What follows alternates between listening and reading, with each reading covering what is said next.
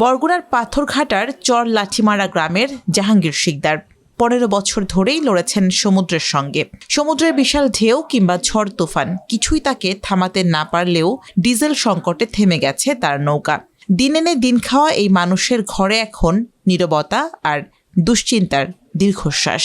প্রায় ঈদের পর হইতে তেল পাইতেছি না, তেল লাগে অনেকটি। আমরা তেলের 10 ব্যারেল তেল লাগে, এরপরে 5 ব্যারেল তেল সংগ্রহ করলেও আমরা গাঙ্গে দেখতে আসি না। অনেকদিন হইতে গাড়ি বোয়া, আমরা বাল বাচ্চা নিয়ে চলতে পারতেছি না, এখন অনেক কষ্ট।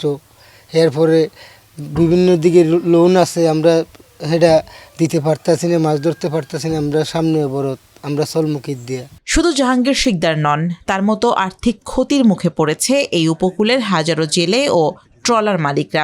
2 সপ্তাহ ধরে জ্বালানি সংকটে সমুদ্রে যেতে পারছে না শত শত মাছ ধরার ট্রলার। ফলে বরগুনার পাথরঘাটার মৎস্য অবতরণ কেন্দ্রে এখন শুনশান নীরবতা। সংকট শুধু বড় ট্রলারের নয়, আরও ভয়াবহ অবস্থা ক্ষুদ্র জেলেদের। টানা 15 দিন ধরে নদীতে নামতে পারছেন না তারা। পাম্প থেকে বোতল বা কন্টেইনারে তেল বিক্রি বন্ধ থাকায় ইঞ্জিন চালিত ছোট ট্রলারগুলো যেন এখন অচল লৌহখণ্ড। ফলে বাড়ছে দাদন ও এনজিওর ঋণের চাপ। এই ঈদের পর হইতে আমাদের তেল টোটালে পাইতেছি না। ওই আইসে গাড়ি এসে বসে থাকি, ওই সাগরে মাছ আছে কিন্তু মাছ ধরতে হয় না, বাজারে মাছ নিতে হয় না, বিক্রি করতে হয় না। মাছ নিতে আমি বিক্রি করবো কীভাবে? এত পরিমাণ তেলের সংকট দেখা দিয়েছে, যার কারণে বোট না যাওয়ার কারণে দেখা যায় যে মাছেরও খুব সংকট দেখা দিতেছে আস্তে আস্তে। এরই মধ্যে মরার ওপর খাড়ার ঘা হয়ে দাঁড়িয়েছে তেলের চড়া দাম।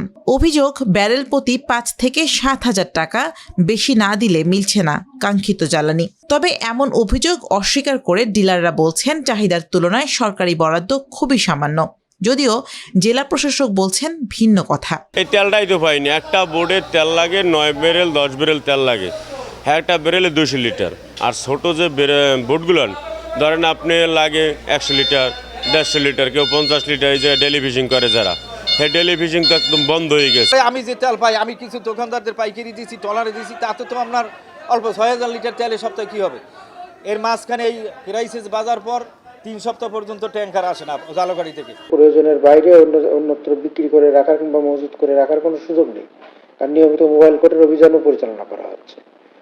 সুতরাং যারা অভিযোগ করে তারা কতটুকু জেনে করে এটাও একটা বিষয়, কারণ আমাদের এটা তো পর্যবেক্ষণ করার জন্য মনিটরিং এবং ট্যাগ অফিসার নিয়োগ করা হয়েছে। জেলা মৎস্য বিভাগের তথ্য বলছে বরগুনায় নিবন্ধিত জেলের সংখ্যা 46,421 জন। এর মধ্যে 27,250 জন সমুদ্রগামী এবং 10,000-এর বেশি ছোট ইঞ্জিন চালিত নৌকা রয়েছে অভ্যন্তরীণ নদ নদীতে।